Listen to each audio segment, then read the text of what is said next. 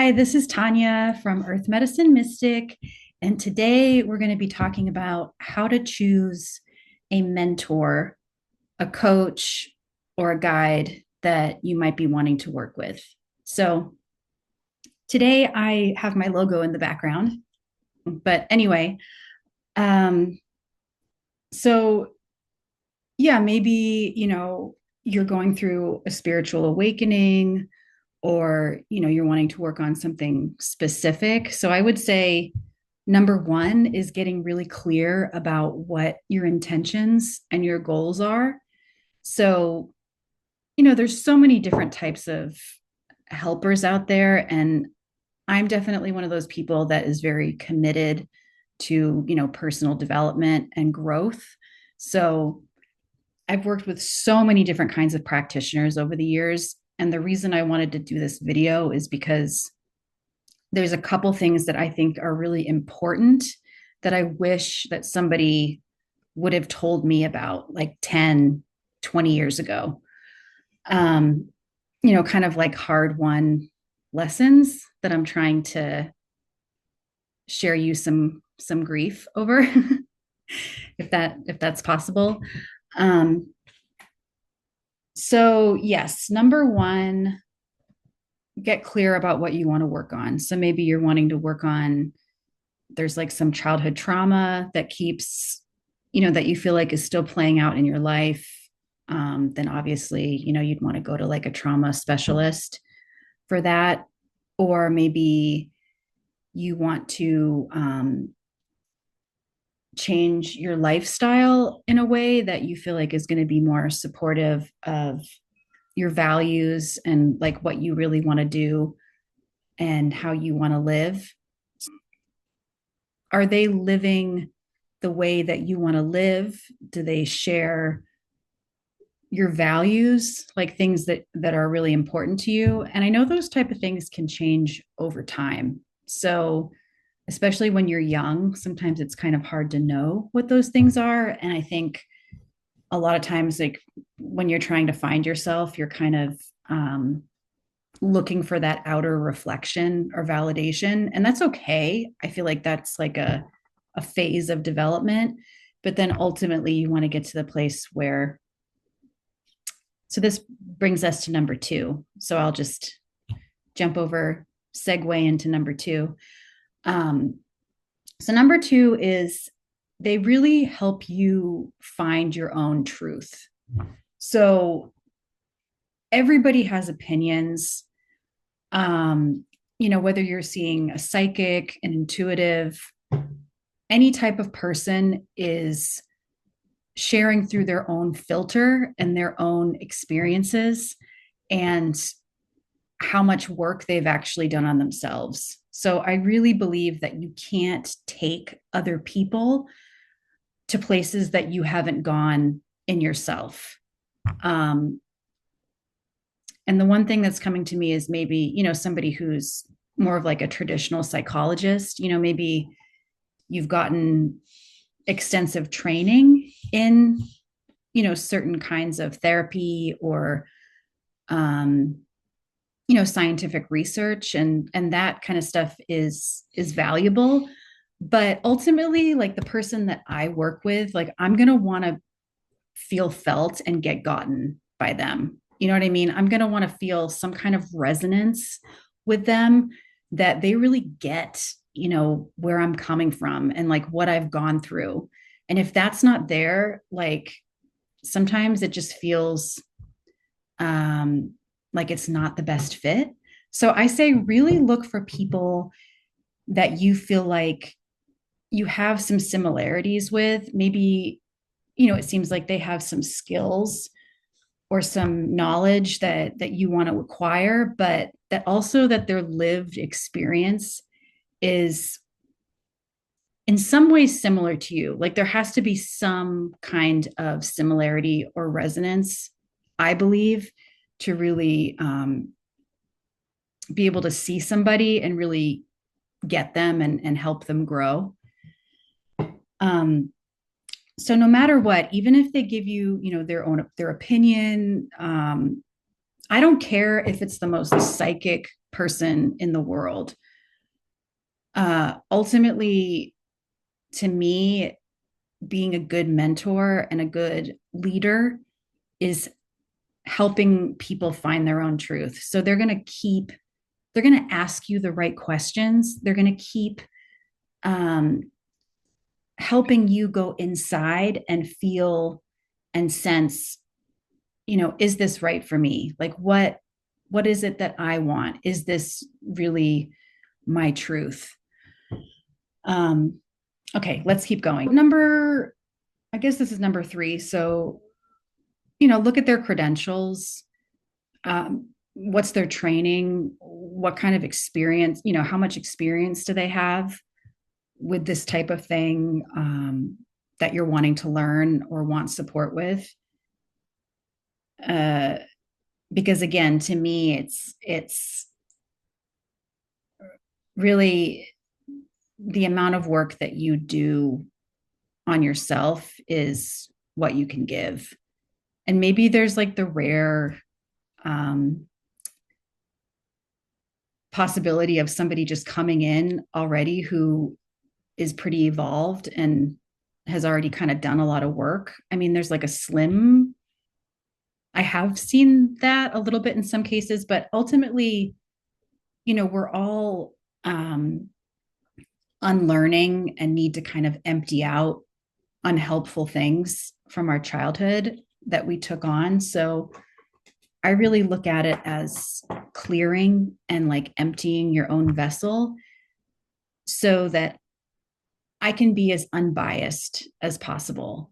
And I'm going to use all the knowledge and skills and training that I have, but I'm going to utilize that. But then ultimately, in the moment, I'm clear and open enough to really get the messages from an unbiased place and be able to check that out with the other person.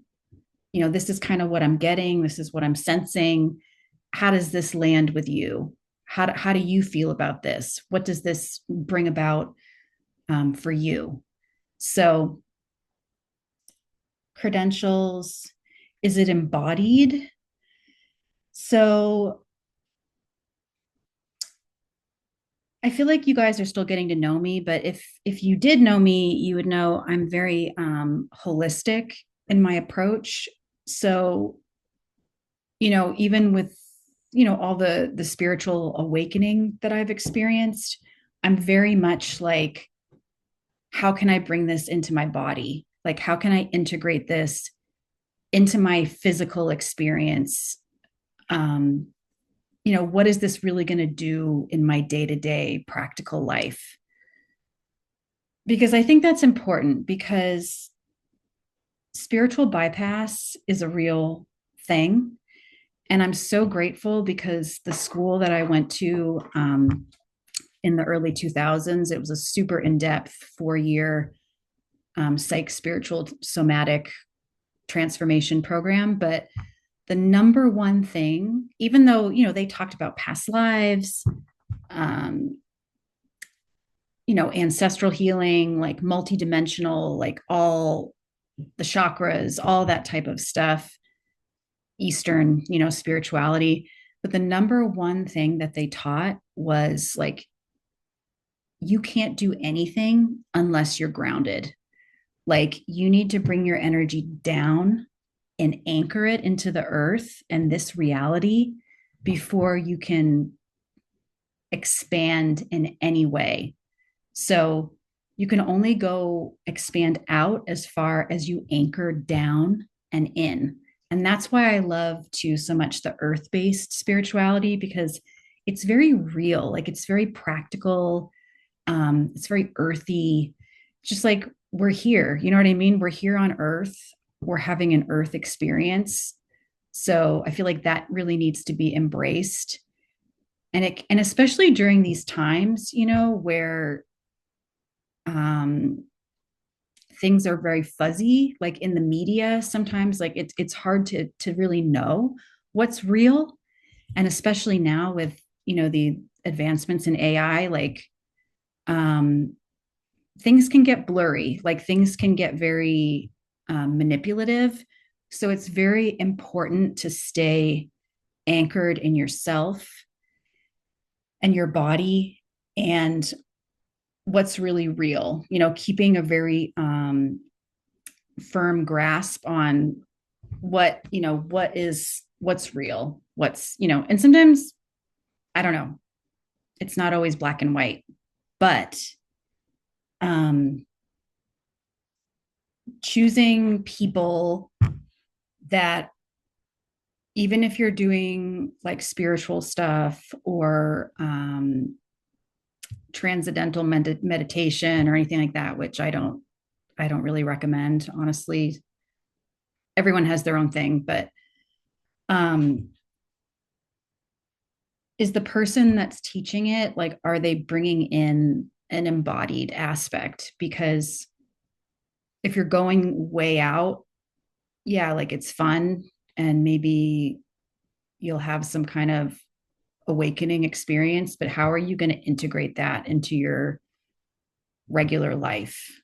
And I think it's really important um, for things to support our functioning and our ability, to be in this world in an integrated and balanced way. Because then, if we do that, then we can actually give and contribute more. So, is it embodied? Noticing like your gut feelings when you look at the person, like when you see their picture, when you're talking to them on the phone, like if you do a free consultation or something like that, like check in with your gut. Like, what are your gut feelings about this person?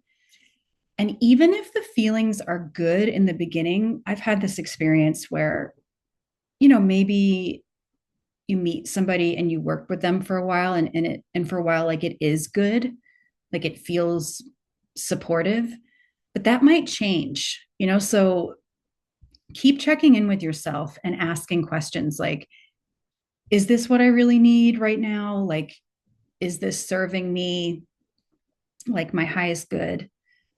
Because,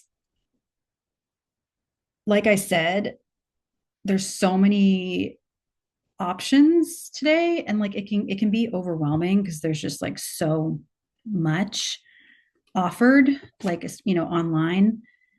But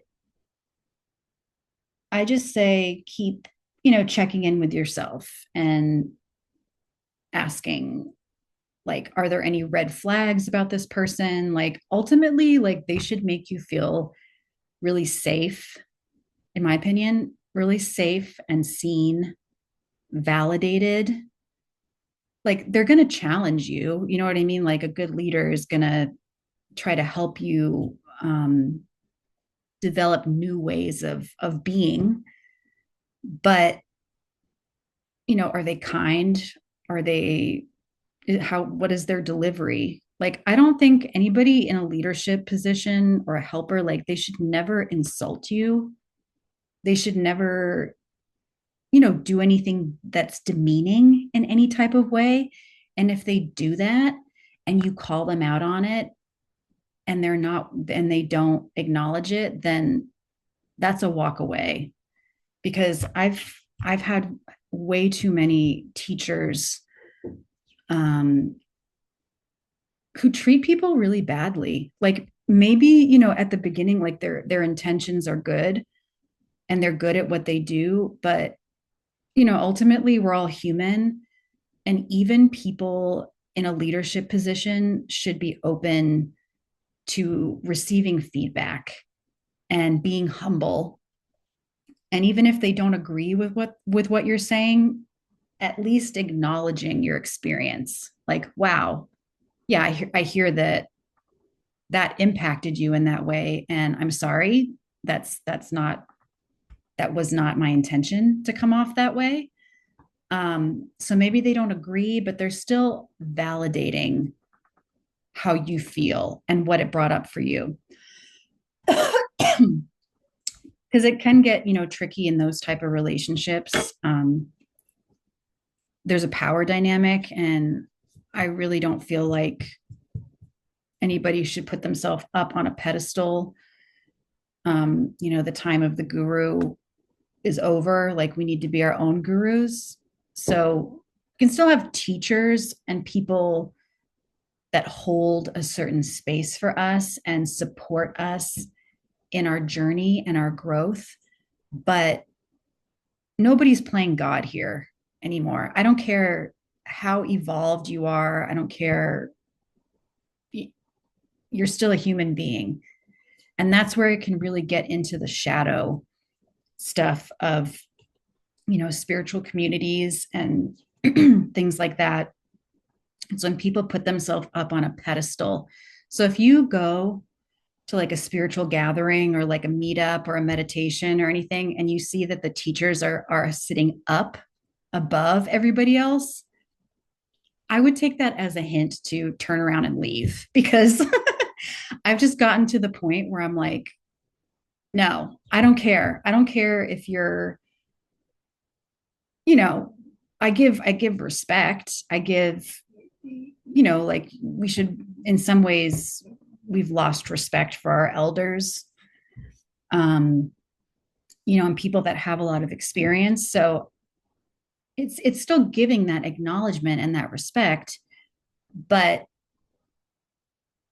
why are you acting like you're God? You know what I mean? Like, you're still here, and we're all God, and we're all learning together. So for me, it's more of a feminine. The feminine way is for everybody's on the same level.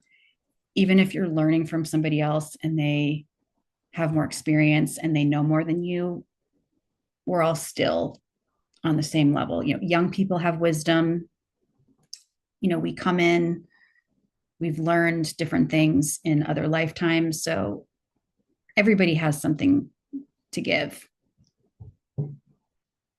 So that kind of comes to the last point of um, integrity. So sometimes it's hard to see this right away, but does this person really have integrity? Like, why are they doing what they're doing?